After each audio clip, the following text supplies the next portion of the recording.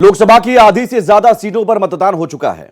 पहले 3 चरणों में जीत को लेकर सभी पार्टियों के अपने अपने दावे हैं, लेकिन मत प्रतिशत के कम होने से सीटों को लेकर सभी पार्टियों का आकलन गड़बड़ा गया है। लिहाजा अगले 4 चरणों के मतदान को लेकर पार्टियां अपनी पूरी ताकत झोंक रही हैं।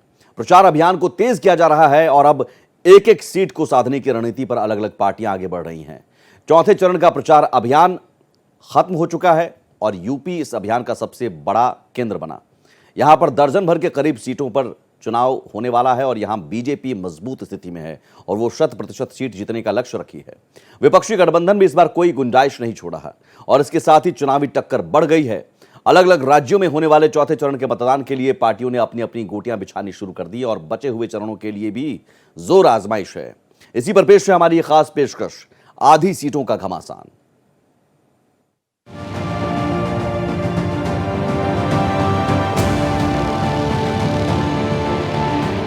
आधे से ज्यादा सीटों पर मतदान, पार्टियां नहीं लगा पा रही अनुमान।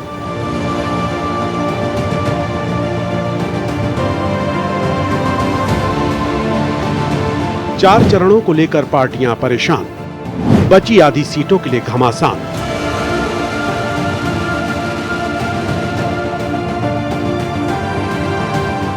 तीन चरणों के मतदान हुए पूरे, किसके सपने रह जाएंगे अधूरे।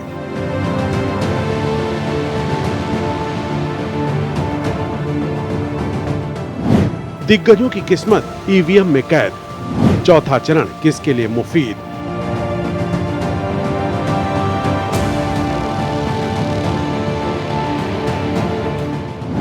पार्टियां लगा रही पूरा जोर, बची सीटों पर मतदाता किस ओर।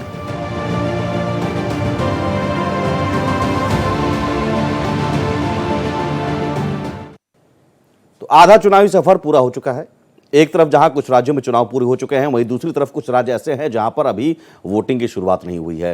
इसमें आंध्र प्रदेश, तेलंगाना, हरियाणा और हिमाचल प्रदेश जैसे राज्य शामिल हैं जहां पर चौथे चरण में मतदान होना है।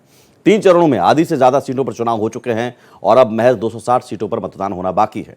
लोकसभा की कुल सीट के मुकाबले यह आधी से भी कम है और पिछले चरणों को लेकर पार्टियों का जो आकलन है उस पर गौर करते हुए तमाम पार्टियां अगले चरणों पर अपना फोकस बढ़ा दी है। इस चुनाव में एक तरफ जहां बीजेपी 400 के पार के लक्ष्य के साथ चुनावी मैदान में है, तो दूसरी तरफ विपक्षी गठबंधन किसी भी सूरत में बीजेपी को इस लक्ष्य को हासिल नहीं करने देना चाहती। लिहाजा आगे के चरणों में दोनों की भी चुनावी घमासान और भी तेज होने वाला है।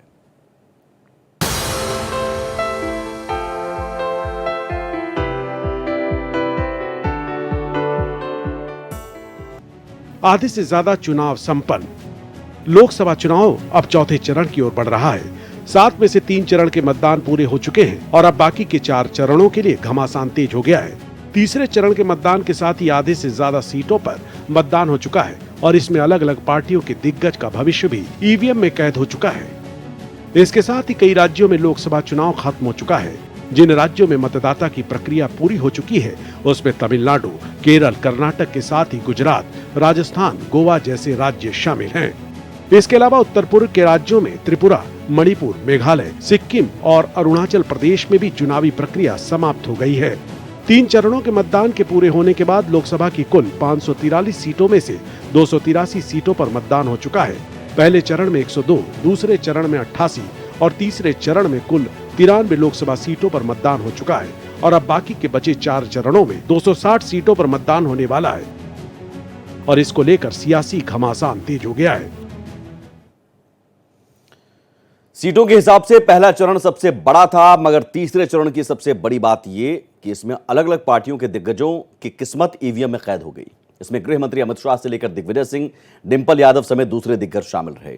इसके साथ ही तीसरे चरण में वोट डालने वालों में पीएम नरेंद्र मोदी से लेकर गृह मंत्री अमित शाह सहित अखिलेश यादव, डिंपल यादव के साथ ही कांग्रेस अध्यक्ष मल्लिकार्जुन खड़गे भी शामिल हैं। इस तरह से चुनाव का तीसरा चरण सबसे अहम हो गया है। तमाम पार्टियों की निगाहें तीसरे फेज के इन अहम सीटों के नतीजों पर टिकी हुई हैं, क्योंकि ये सीटें महज सीटों के लिहाज से ही नहीं बल्कि अपनी साख को बचाने के लिहाज से भी चुनौतीपूर्ण हैं। किन सीटों पर किसकी जीत होती है और किसे हार का सामना करना पड़ेगा, ये तो चुनावी नतीजे के आने के बाद ही पता चल पाएगा। दिग्गजों की किस्मत ईवीएम में कैद। अलग अलग चरणों में तीसरा चरण सबसे अहम रहा है। दरअसल इस फेज में अलग अलग पार्टियों के दिग्गज की किस्मत ईवीएम में कैद हुई है। इसमें बीजेपी, समाजवादी पार्टी और कांग्रेस के नेता शामिल हैं। ये वो उम्मीदवार हैं जिनकी जीत को लेकर पार्टियां पूरी तरह से आश्वस्त जरूर नजर आ रही हैं, लेकिन जिस तरह से वोटिंग ट्रेंड रहा है उसे देखते हुए पार्टियों के लिए पुख्ता दावा करना आसान नहीं रह गया है।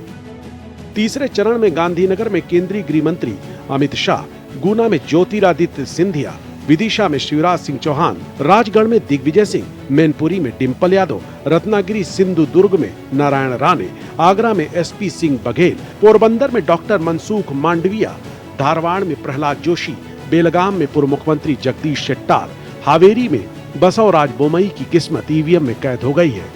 तीसरे चरण में प्रधानमंत्री नरेंद्र मोदी और अमित शाह ने अहमदाबाद में मतदान किया। कांग्रेस अध्यक्ष मल्लिकार्जुन खड़गे, अखिलेश यादव, डिम्पल यादव, रविंद्र जडेजा, रितेश देशमुख, जेनेलिया डिसूजा, केंद्रीय स्वास्थ्य मंत्री मनसुख मांडविया, ज्योतिरादित्य सिंधिया, शिवराज सिंह चौहान, गुजरात के सीएम भूपेंद्र पटेल ने मतदान किया।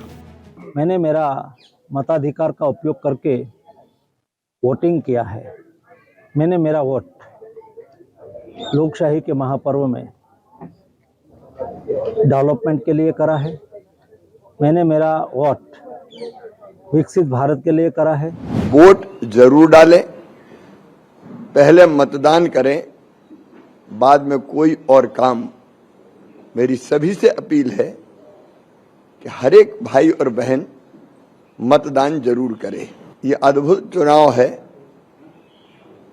जनता ने मुझे असीम प्रेम, स्नेह और आशीर्वाद इस चुनाव के प्रचार के दौरान दिया है। बहनों ने आरती उतारी, पैसे मेरे हाथ में दिए चुनाव लड़ने के लिए, बच्चों ने गुल्लकें भेंट की, बुजुर्गों ने आशीर्वाद दिया। मैं प्रेम के सागर में, प्रेम की लहर पर सवार होकर ये चुनाव लड़ता रहा। ये मेरा नहीं, जनता का चुनाव है। लोकशाही पर्व का उत्सव मनाया जा रहा है। मैंने भी मतदान कर दिया है और लोकशाही में मतदान करना हमारी पवित्र फर्ज है।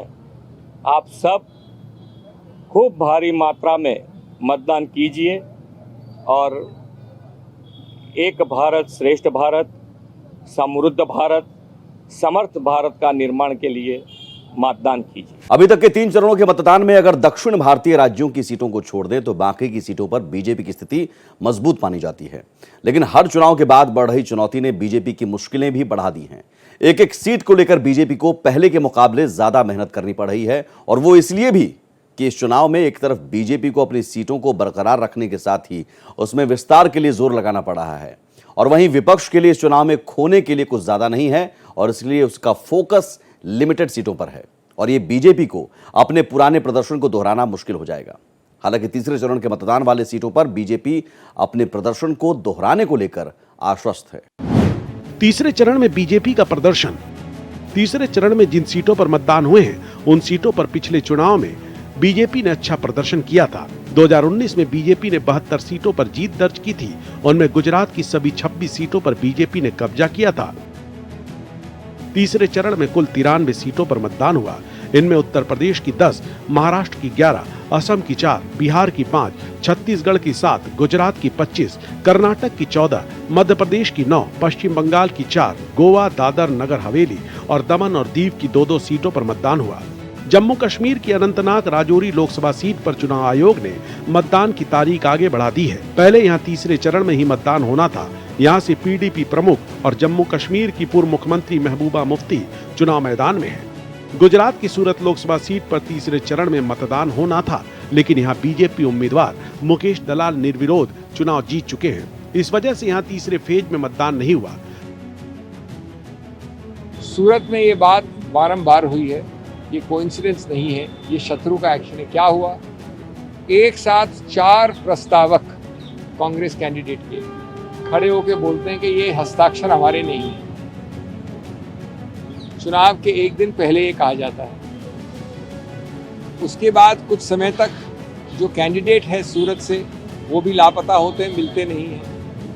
अब सबसे रोचक जो कोइंसिडेंस नहीं हो सकता, जितने और पार्टियों के जितने कैंडिडेट्स हैं सूरत से सब विड्रॉ कर जाते हैं। ये ऐसा अजूबा तो हमने देखा नहीं। मध्य प्रदेश की बैतूल लोकसभा सीट पर पहले दूसरे चरण में मतदान होना था, लेकिन बहुजन समाज पार्टी बसपा के उम्मीदवार के निधन की वजह से चुनाव तीसरे चरण में पूरा हुआ। तो बीजेपी ने इस बार अपने लिए जीत का बड़ा लक्ष्य रखा है और इसलिए इसका अब तक का ज्यादातर फोकस दक्षिण भारतीय राज्यों पर था, मगर अब वहां के ज्यादातर राज्यों में चुनाव हो चुके हैं और इसलिए बीजेपी ने अपना फोकस उत्तर भारतीय राज्यों पर मोड़ दिया है। यूपी में 3 चरणों के मतदान हो चुके हैं और अब चौथे चरण में 13 सीटों पर घमासान होने वाला है। ये वो सीटें हैं जहां पर इंडी गठबंधन भी अपनी जीत का दावा पुख्ता करने में जुटा है। अखिलेश यादव यहां पर कमान संभाले हुए हैं और वो इस बार बड़ी चुनौती पेश करते नजर आ रहे हैं। चौथे चरण में जिन सीटों पर चुनाव होने हैं वो सीटें ऐसी हैं जहां पर नतीजे ज्यादा बदलते रहते हैं। बीजेपी इस बात से वाकिफ है और इसलिए चौथे चरण की कमान गृह मंत्री अमित शाह खुद ही संभालते हुए धुआंधार प्रचार करते रहे। चौथे चरण का समीकरण। पिछले चुनाव के नतीजों पर गौर करें तो इस बार के चुनाव का चौथा चरण बीजेपी के लिए ज्यादा बेहतर नतीजे देने वाला है, वहीं विपक्षी गठबंधन के लिए भारी है।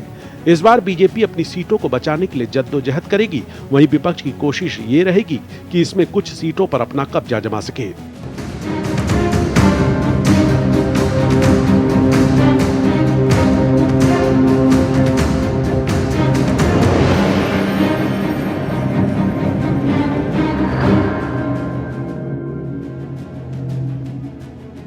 यूपी के साथ ही बिहार जैसे राज्यों की लोकसभा सीटों पर चौथे चरण में सभी पार्टियों की नजर टिकी है और इसको लेकर हर एक पार्टी अपने सियासी समीकरण को साधने में जुट गई है। इंडिया गठबंधन इस पर यूपी में पिछड़ा, दलित और अल्पसंख्यक यानी पीडीए के सारे चुनाव जीतने की रणनीति बनाई है। यूपी में चौथे चरण की 13 सीटों पर चुनावी बिसात बीत चुकी है और बीजेपी ने अपनी जीत को बरकरार रखने के लिए अपनी पूरी ताकत झोंक दी है। यूपी में इंडिया गठबंधन की कमान संभाल रहे सपा प्रमुख अखिलेश यादव कन्नौज से चुनाव लड़ रहे हैं और उस पर भी मतदान इसी चरण में होने वाला है। इस बार पूरा समर्थन समाजवादी पार्टी के पक्ष में होगा। इलेक्टोरल बॉन्ड ने इनका बैंड बजा दिया।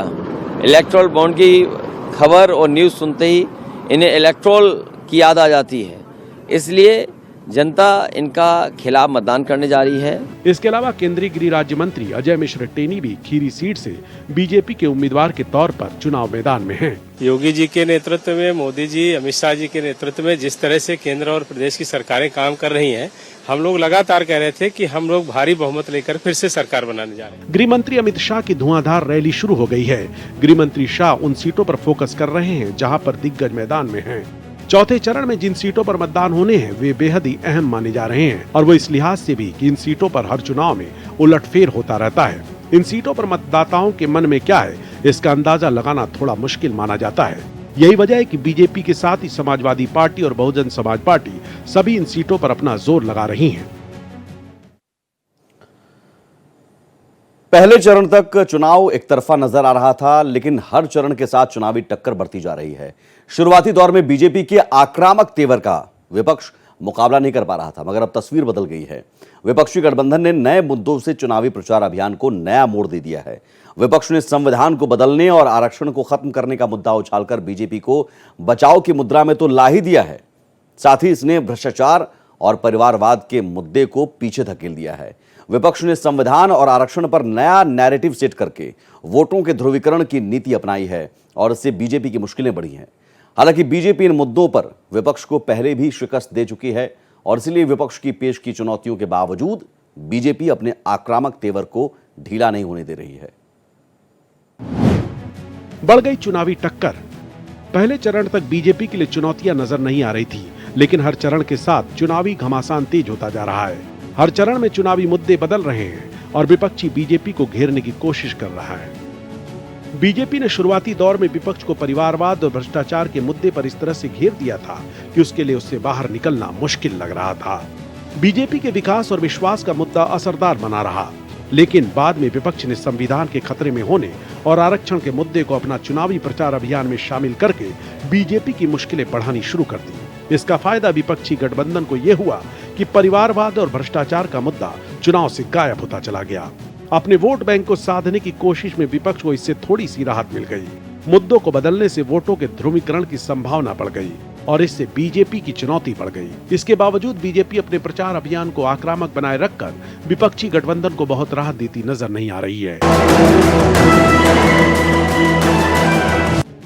लेकिन बिहार, महाराष्ट्र और कर्नाटक जैसे कई टक्कर वाले राज्य में मुकाबला काफी नजदीकी हो गया। इस बार चुनाव में आरक्षण और संविधान भी बड़ा मुद्दा बन गया है।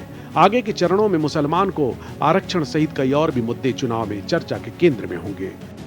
बीजेपी अब पूरा फोकस उत्तर भारतीय राज्यों पर केंद्रित कर रही है, जहां पर उसकी स्थिति मजबूत मानी जाती है। लेकिन हर चरण में मत प्रतिशत में कमी पार्टियों की परेशानी को बढ़ा दी है। दरअसल पार्टियां ये तय नहीं कर पा रही हैं कि मत प्रतिशत में कमी किसके लिए फायदेमंद साबित होने वाला है। इसको लेकर पार्टियों के अपने अपने दावे हैं, लेकिन किसी भी पार्टी के पास कोई पुख्ता डेटा नहीं है जिसकी बुनियाद पर वो राहत महसूस कर सके। लिहाजा हर चरण के बाद पार्टियां अगले चरण में अपने लिए बेहतर संभावनाएं तलाशने में जुटी हैं। 3 चरण के मतदान के बाद किस पार्टी का पलड़ा भारी है, इसका भी अनुमान लगाया जा रहा है। दरअसल जिन सीटों पर चुनाव हो चुके हैं उनमें दक्षिण भारत के कुछ राज्य भी शामिल हैं और वहां पर बीजेपी बड़ी जीत की उम्मीद कर रही है। पहली बार गरीब परिवारों के बैंक अकाउंट खुले, पहली बार करोड़ों गरीबों को पक्के मकान का सुख मिला, पहली बार गरीब को टॉयलेट, नल से जल, बिजली का कनेक्शन, मुफ्त वैक्सीनेशन, ऐसी अनेक सुविधाएं गरीब के घर तक पहुंची। पहली बार लाखों गांवों ने रात में बिजली का उजाला देखा।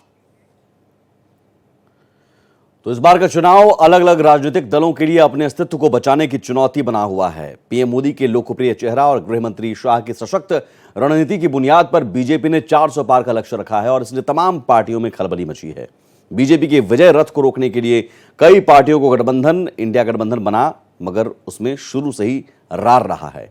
लेकिन मतदान के आगे बढ़ने के साथ ही तमाम पार्टियां अपनी अपनी जीत को सुनिश्चित करने के लिए कोशिशें तेज करती हैं और इससे हर चरण को लेकर घमासान बढ़ता जा रहा है। आधे से ज्यादा सीटों पर चुनाव हो चुके हैं और बची हुई सीटों पर फोकस बढ़ाना भी आसान हो गया है।